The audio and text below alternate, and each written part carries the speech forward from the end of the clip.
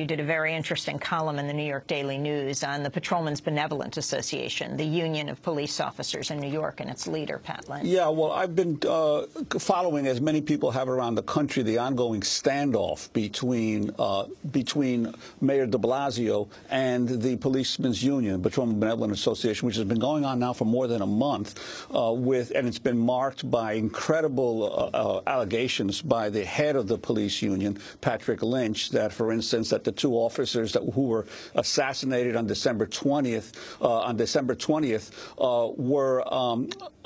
their blood was on the mayor's hands, and then by hundreds of policemen at the funerals of the officers turning their back on the mayor, and now for over 2 weeks, a complete slowdown by New York City police officers refusing to write summonses or do misdemeanor arrests. There's been about a huge drop in the number of arrests and tickets issued in New York City.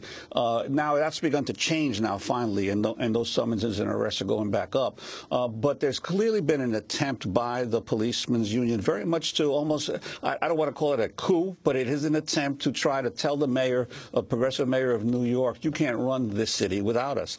But now it turns out there is a huge dissension within the ranks of the police department itself. There was Pat Lynch had issued a letter asking cops to disinvite the mayor and the city council speaker, Melissa Mark-Viverito, from any funeral in case they were killed in the line of duty. Only 4% of the cops have signed on to the letter.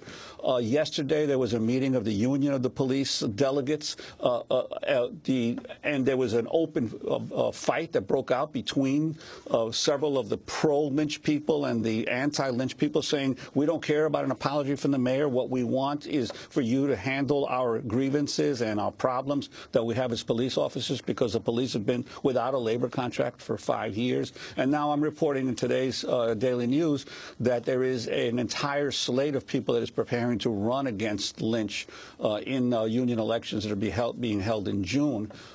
And he hasn't had a challenge since 2003. He's been the president of the union for 15 years.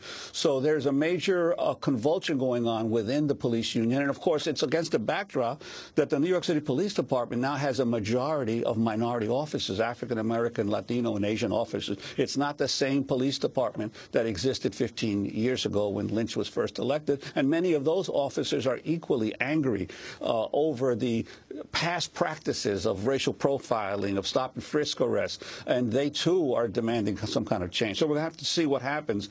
But clearly, there's not the kind of unity among the police against the mayor that has been portrayed so far in the press.